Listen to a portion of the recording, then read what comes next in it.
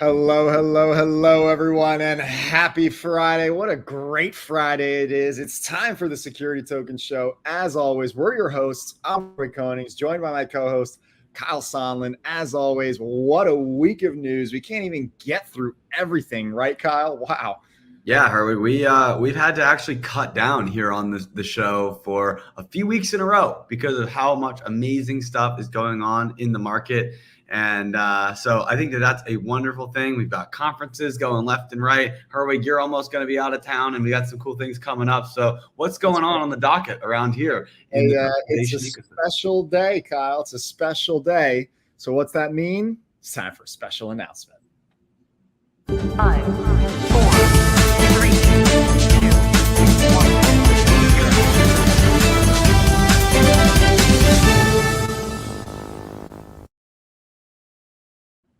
Well, Kyle, it is my pleasure to say that you already know, but for those who don't know watching, Security Token Market today turns 6 years old. So it was 6 years ago, this very day, that we launched at a conference here in Miami, Security Token Market. There wasn't even any secondary markets to track.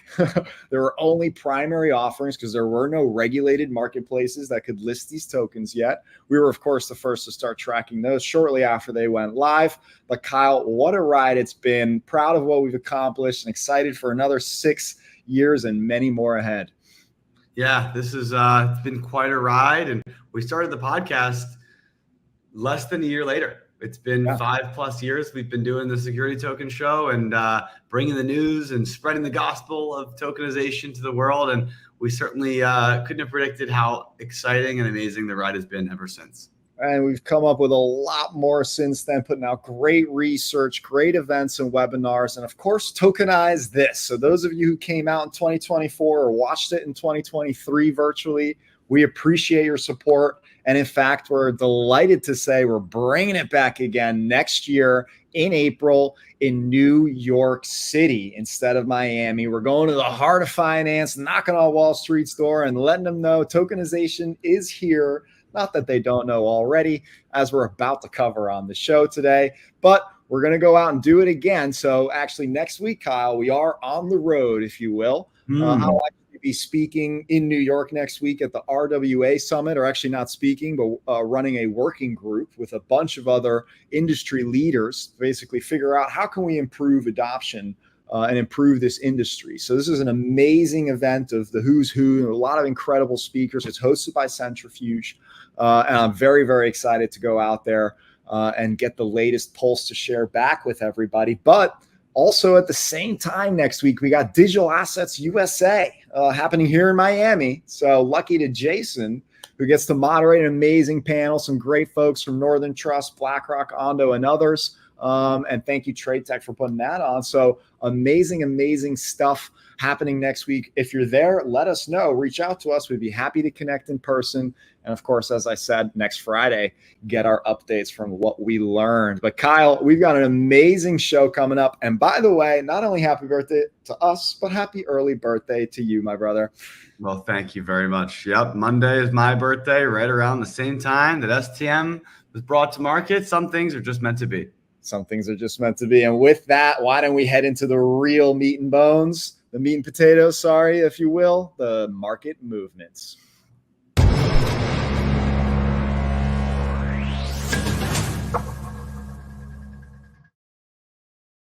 Meat and bone is actually a phenomenal butcher.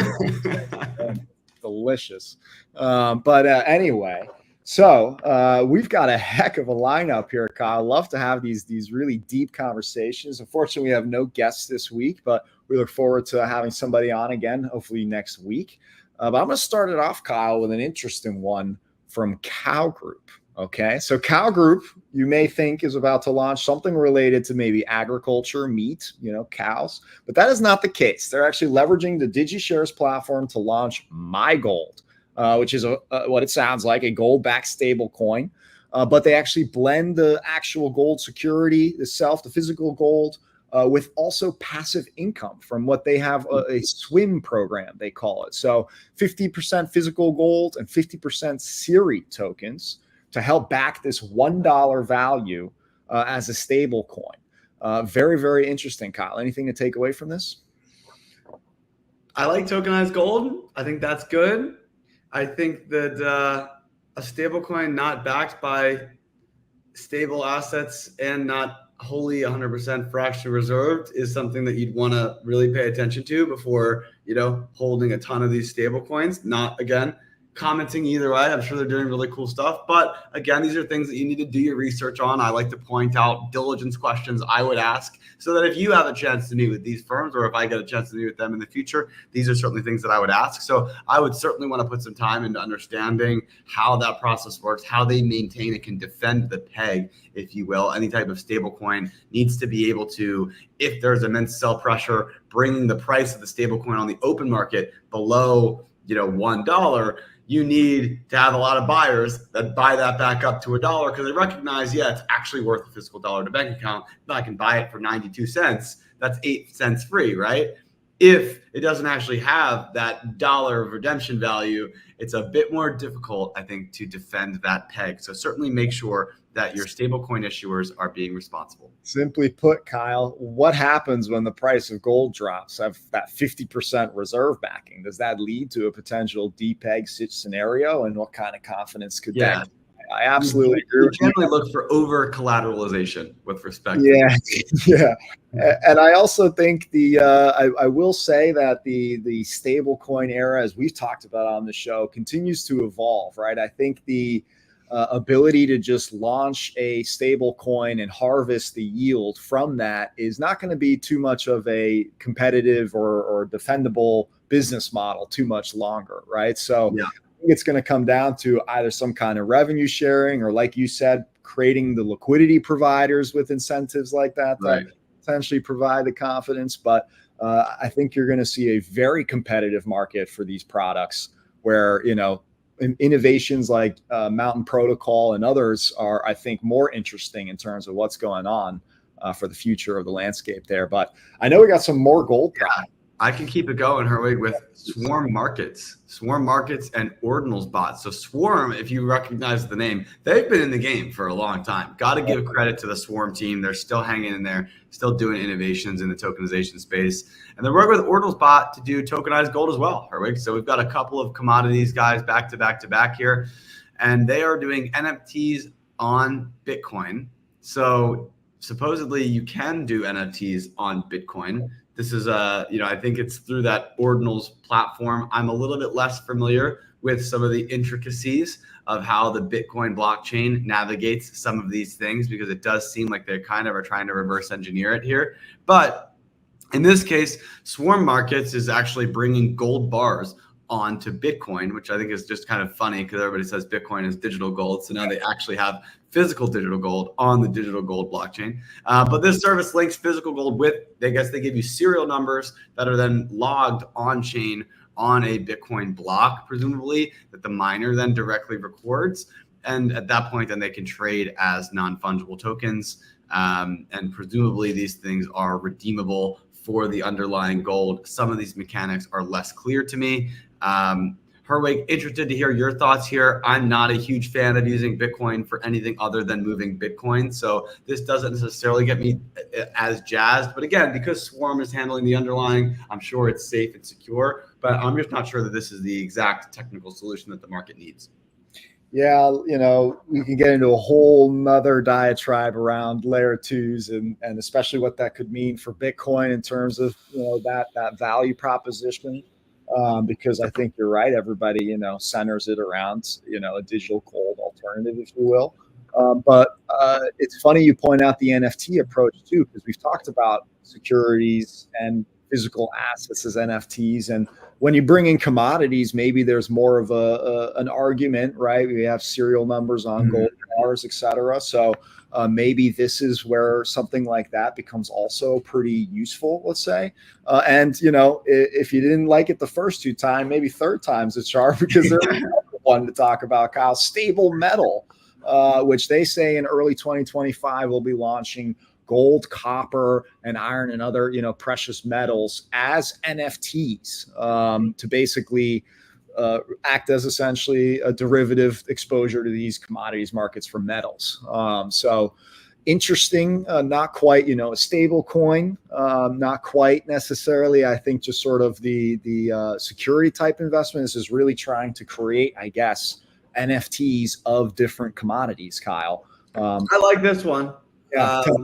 What do you think? I definitely like this one because they're just trying to bring commodities on chain. I think the commodities benefit significantly from automation and from more efficient settlement. I think that makes sense. They obviously do have some crypto gamified economics in here. They're doing some airdrops for some tokens and things like that. So I'm sure that will be successful for them, but that's maybe a little bit less of my realm of expertise in terms of how that kind of applies. But hey, look, bring gold on there. Copper and iron is interesting. Obviously, it all comes down to the liquidity of the whole thing and how they can actually drive trading for this. But launching derivatives in the form of NFTs, I think is interesting. Makes sense. Yeah, no, I definitely think that's a trend that we're going to see continuing to surge, especially next year. So I do think that that's worth pointing out. And I'd love to know from the audience, Kyle, out of these 3 projects, which one do you think is the most interesting, or have any comments in terms of how they're bringing it to market? Do you agree with what we're saying?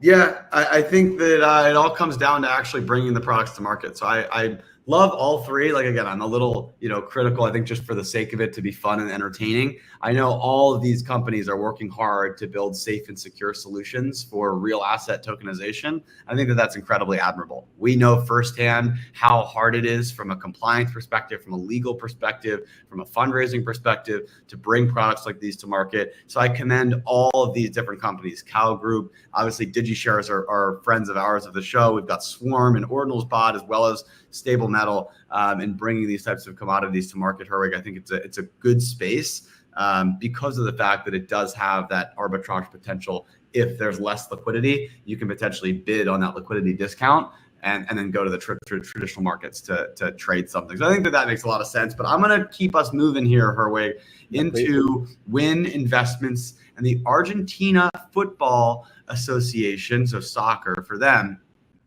And they're actually tokenizing player training rights. And this is a fascinating kind of blend of fantasy sports and investments. So basically what's going on here is that the Argentine Football Association is essentially, I guess, they're taking their players that are signed to the AFA in the national team, and they're allowing clubs, or I guess it's local, clubs in Argentina as opposed to the national team.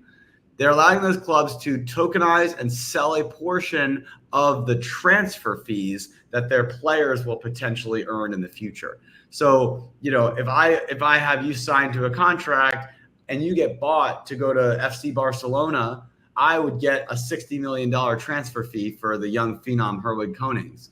And so in this situation, a club could potentially sell equity in their players and raise capital short term, and then allow that to take out a piece of the future rewards that are being earned for that player. Especially in soccer, there's a lot of need for development of the players, the facilities. There's all kinds of costs associated with running a club. So this is kind of an interesting way, again, not only to provide investment into these teams and allow them to hedge their risk a little bit, but it creates this kind of interesting fantasy angle where if your team has a young star that you want to bet on early, buying stock in that player literally, I think, is an interesting concept. We've seen it tried many times before. And so if they can successfully pull it off, I think it's a really cool opportunity.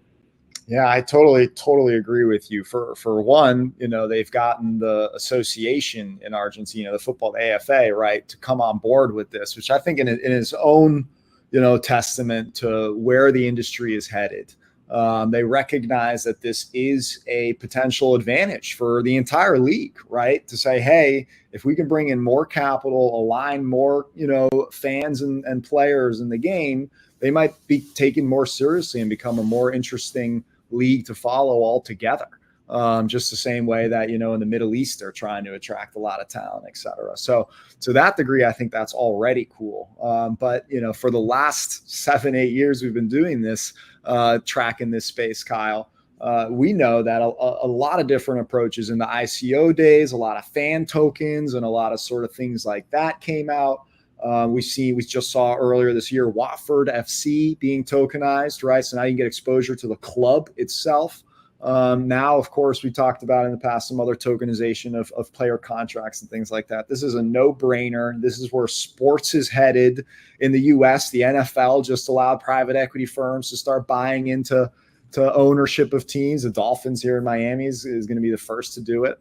And so this is happening, folks. The financialization, which is not a word, of sports, is coming, and it's coming hard thanks to tokenization, I think. That's right. It's coming hard. What's next, Harwig? Well, if you don't like sports, you may be really into wine. Maybe you're into both, like me and Kyle, I'm sure. Specifically, Blockseller. It's the company to look at here, creating the Bordeaux Index. 17,000 cases of wine, Kyle.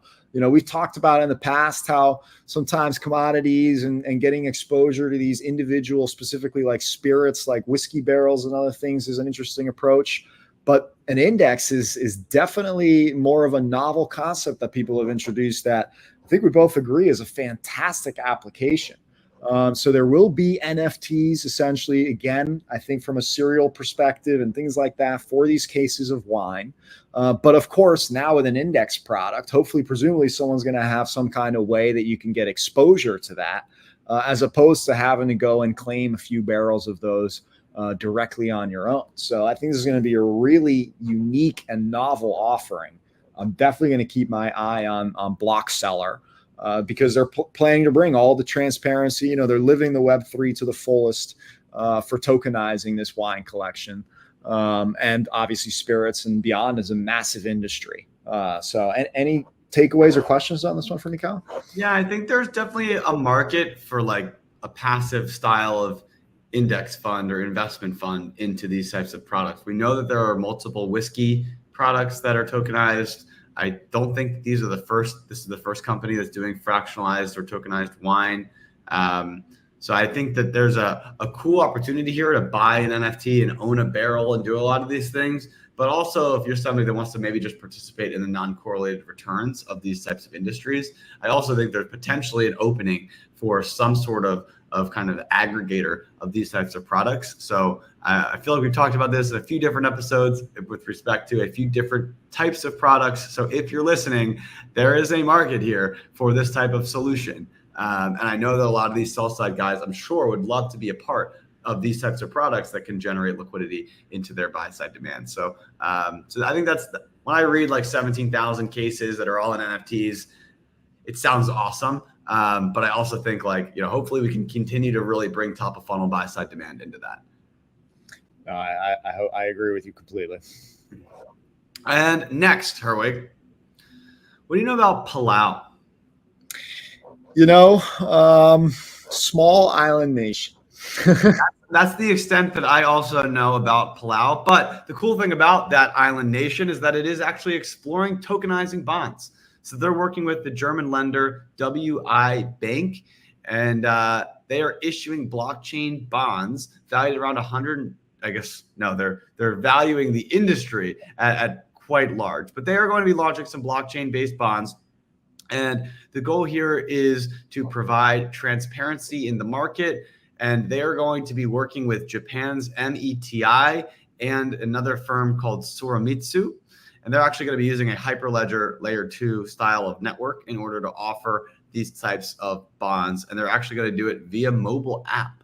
So I think that there's not a ton of information on this yet. I do know Palau has very deeply explored applications in the network state style of economic system, how they can connect into a kind of a broader digital fabric of all these smaller different countries, seeing that there's an opportunity to band together and bring a lot of their financial economies together to provide a little bit more support. And so I guess that's what they're exploring to do here, is how can they bring some of these things on chain, which again, I do think if you're a small island nation, putting all of this data on chain should increase transparency and trust in that specific debt offering. It might not bring the credit rating to A because your debt might not be worth an A credit rating, but presumably it's going to build more trust in whatever the actual underlying stats of that credit rating should be, which in theory should bring more capital and more trust into the system. So I think for those reasons, it's a good move forward for Palau. And as we've talked about so much, Herwig, as technology allows for scale, once these guys really start to get familiar with the technology, it hopefully will just allow for significant growth. The unraveling begins. But That's right. Of course, without a doubt, this has got to be better than the status quo they're dealing with. And as we've talked about many times over the years on the show, there are a lot of island nations, or I guess in this case, a nation of islands, but developing countries that are looking at this technology and saying, hey, we're always going to be a small economy, especially smaller countries, right? But if we can tap into creating a digital marketplace, a digital infrastructure, what will that mean for the economy? And I think it's only positive, right? So we see a lot of that activity over here in the Caribbean by Miami as well. So I got one more for you, Kyle, before we head off to the token debrief, heading over to Asia with HashKey Group. Okay, so they are saying that in 2025, they're planning to launch a whole bunch of RWAs around carbon credits, green assets, presumably related to like real estate or other types of things outside of carbon credits, and then money market funds, which is, of course, no surprise to anybody who's been watching this space. This is going to be the most popular segment to grow most likely next year as well, especially with just a number of players coming to market with products. So it'll be an interesting shakeup to track next year. But they're doing this under the Hong Kong Monetary Authority's sandbox. So, of course, we talked also about how great sandboxes are. This means that you can really trust the offerings that are going to be coming from HashKey Group to be compliant and sort of make sure that it's taking advantage of the regime that's there. Of course, they're doing a full platform here, so end-to-end infrastructure to create liquidity, to create transparency, and invest and manage these assets on chain through HashKey Group. So really cool to see just more and more just general offerings of all kinds, and asset managers and platforms and crypto companies and tokenization offerings coming to market, Kyle. Yeah, this makes sense. HashKey has been very forward thinking in this space. And we had a chance to meet with some of the people from their team when I was in Asia. And it also just makes sense. If you have big treasuries, getting involved in the money market game is kind of the natural first step. Well, with that, let us know if we missed anything or you'd love for us to cover on the show, of course, and let us know your comments on any of these sweet RWA market movements. But we've got more announcements from the industry with the token debrief.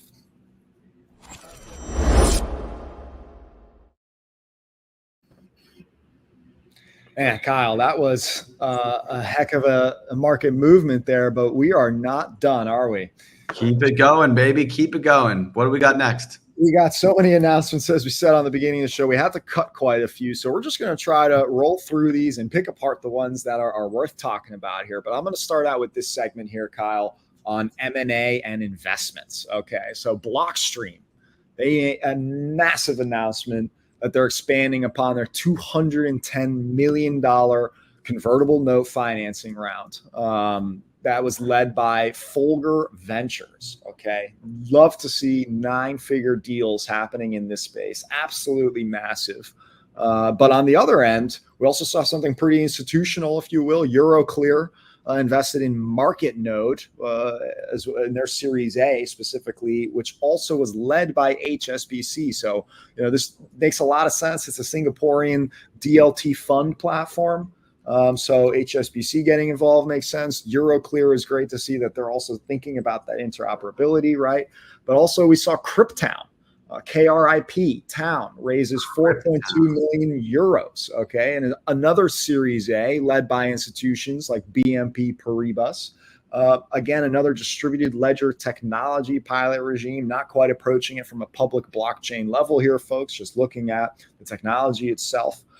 And then last but not least, we have a merger to talk about, Singularity DAO and Cogito Finance and Selfkey, essentially. Cogito and Singularity, sort of one thing, and then Selfkey are merging as Singularity Finance I guess just SFI, but they're moving into AI, which is, to me, the only shocker there is we're seeing a lot of blockchain, movement into AI, of course, Buzzwords. hard, right? Buzzwords. So we've seen some companies all together basically sometimes remove blockchain and say now they're AI. So Kyle, anything you want to comment on the M&A and investments of the week?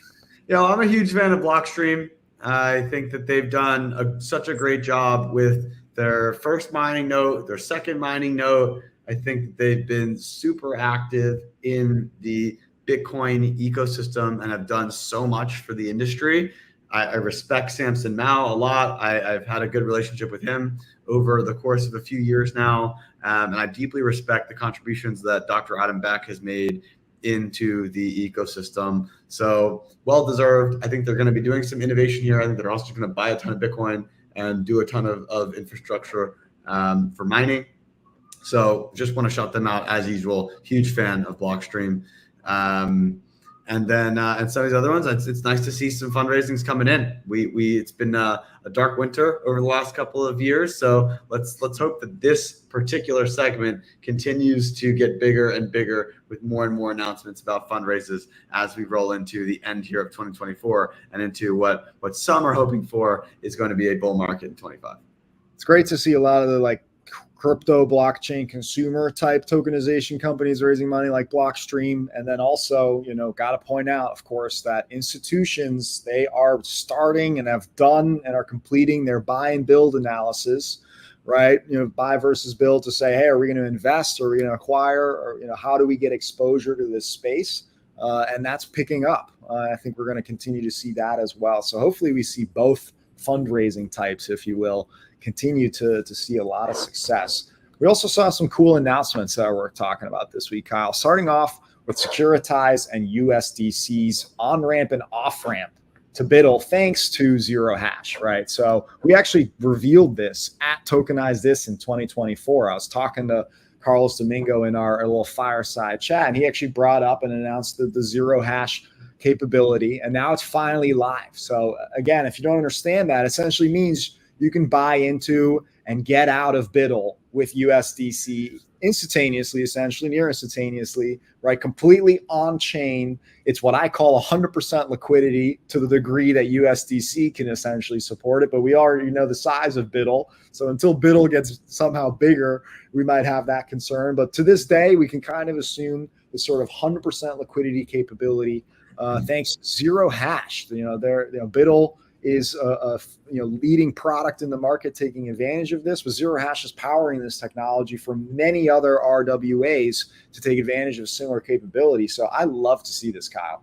Yeah, this makes sense. It's desperately needed in the market. These are great financial infrastructure solutions that really are what make the difference between adoption of this industry and not. So as we can see, and as you mentioned, I mean, these things, take and years potentially to work out. And so you've talked about this at Tokenize This from 6 months ago, and here we see a lot of the live infrastructure, and I'm sure that it had been in the works for some time even before Carlos talked about it on stage. So shout out to all the teams involved in sticking with it. So many people I'm sure that are listening are in a similar boat where it's a grind and you just have to keep pushing through. There's so many layers to tokenization and little pieces. The things like your off-ramp and on-ramp into your product are very important, right? So it's great to see this technology continue to develop and become more native friendly for the future on-chain world. We also, speaking of sort of infrastructure, nothing is bigger arguably than the DTCC, and they've obviously been now pretty active in being vocal about their vision around tokenization as well. They even acquired a company, Securrency, in the space last year, right? But now they have a DTCC digital launchpad, which is essentially a sandbox, that you can go and join in order to start leveraging basically tokenization and digitization and everything else that's going on that we're talking about here. So I think this is a brilliant approach personally. In order to invite institutions and potentially technology providers and startups to take advantage of the world's largest clearing and settlement network, which might give you a leg up, and also will, and vice versa, in my eyes, also help the acceleration of adoption within the DTCC, to be able to say, okay, look at all these technologies and partnerships and great capabilities this is bringing to the table. Time to implement them on a large scale. Totally agree. I think this is great. And it comes right on the heels of Libertum that also announced the launch of a tokenization engine. So DTCC building a sandbox, which is a bit more institutional in how they launch and provide support. Libertum acting kind of more almost like an accelerator or some sort of little launch pad in terms of how they can provide that. We also know Hedera has a tokenization engine they've been working with Red Swan on launching as well. But in this case, Libertum is providing a lot of these. They have their LBM tokens. So they're more of a crypto style of play here, but they're helping issuers securitize assets and drive that industry forward. Unclear to me if they are an underlying broker or if they have broker dealer partners or how that process works, or maybe they don't work with securities. They just work with other RWAs, collectibles, things like that. But they have a full, article talking about their launch here. And so just wanted to also shout them out for doing something similar and providing some expertise for interested parties. Yeah, they're ready to see a lot more tokenization platforms, protocols, related token, governance token or related, Web3 sort of focused projects to come to market and see a lot of success, I think. That I think is going to come behind a lot of these projects, because as we know, building community is key to these things. And if you can draw a community by putting assets on chain, it's a great way to grow. So I hope to see a lot more and expect to see a lot more like that. I got one more big one to end on here, which is DBS, the largest bank in Singapore. Officially now rolling out their own digital asset support, right?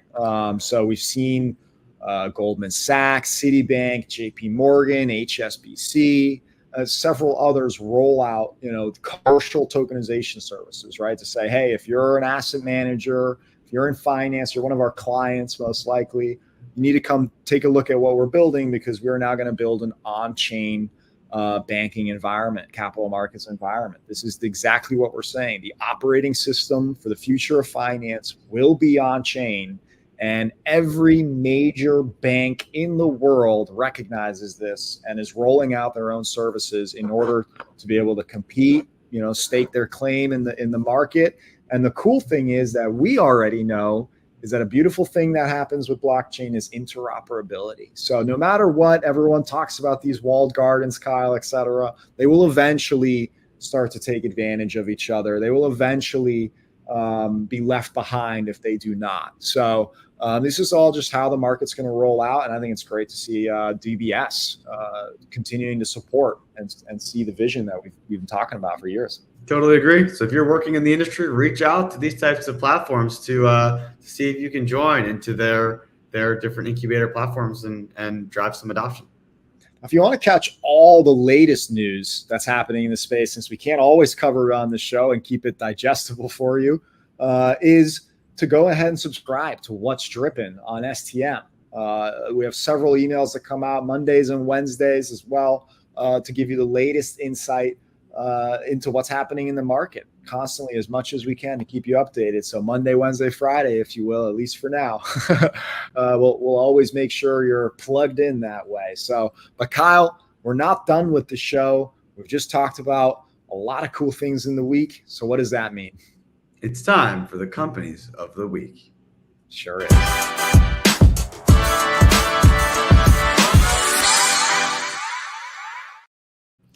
Now, Herwig, there's the Nobel Peace Prize. There are the Oscars. There's the Midas list in venture capital for the most successful venture investors. There's also the Company of the Week award.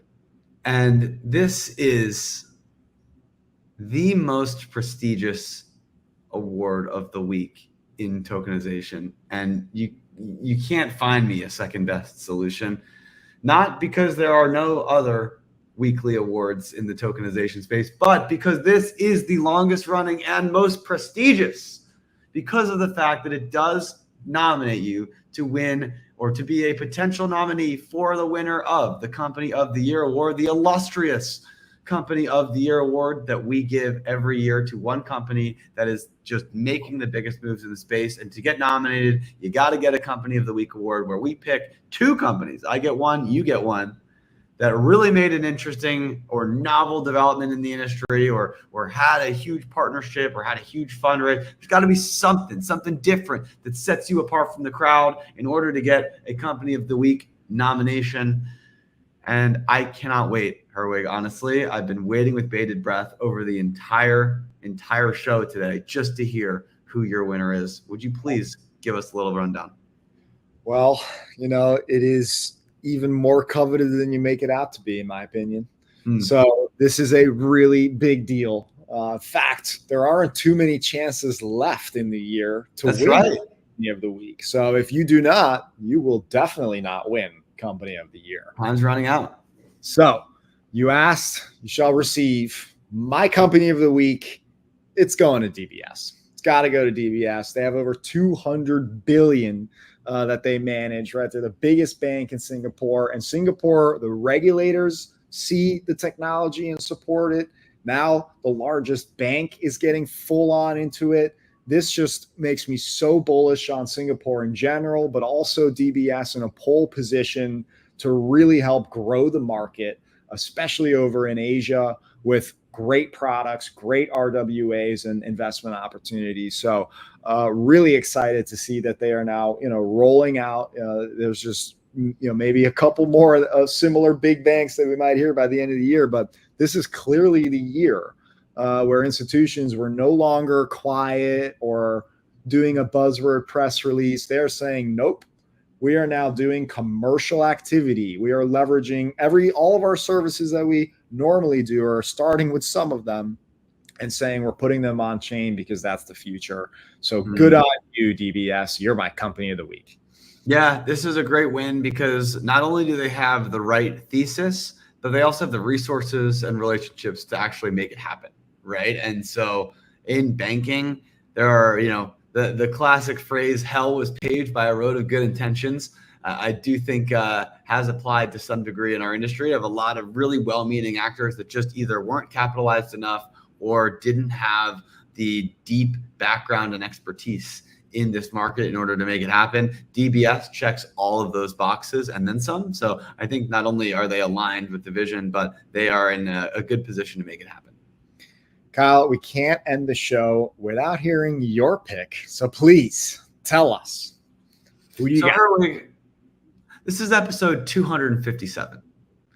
That means that we've had 514 nominations, maybe a few less because, we have had our Company of the Year episodes, and once or twice, I think we maybe had the same winner because of some really big things that happened in the market. So we'll send them a little bit as well.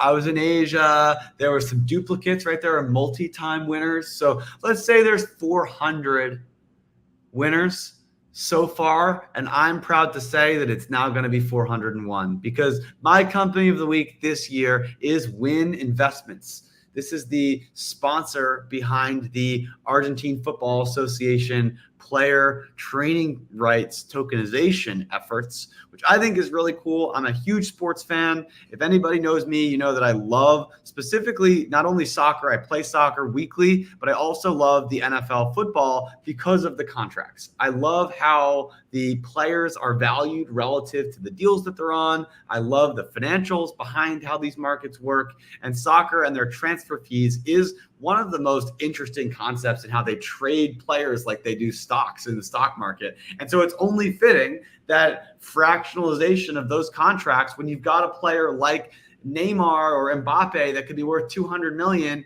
if you're that smaller club, could you take 10% of that out so that you can actually retain that talent as opposed to having to go all or nothing and being forced to sell this player because you need capital, right? So I think that's a really cool idea. There's also so much gamification.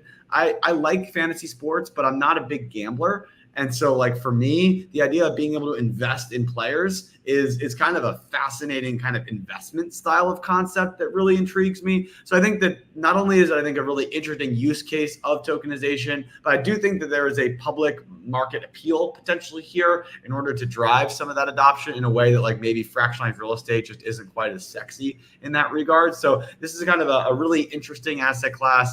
And, they certainly started with a cool league. If it's going to be those local Argentine players, I'm certainly not going to know a ton of them, but presumably the Argentines will know their own home players very, very well. And so for those reasons, Win Investments gets my company of the week.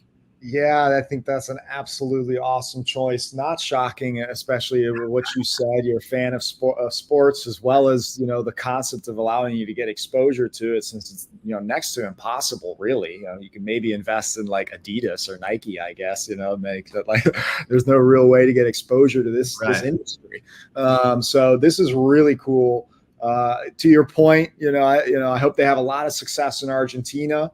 I don't know who they should work with there, but if they come to the U.S., they should make Charlie Sheen their spokesperson. And with that, Kyle, that is our show. Another 2 companies have won, which means that we are back again next Friday with a whole new week of news and things to talk about. In the meantime, like I said, go check out stm.co. Go subscribe to our newsletter. We got a whole lot more content on our YouTube. And charts and research and all kinds of cool stuff to go check out. In the meantime, please leave us a comment. Please subscribe. Please give us a like so that we can keep growing this thing and make it even better for you every single time we air. But with that, maybe I'll see one of you in New York next week. I hope I do. And otherwise, happy tokenizing.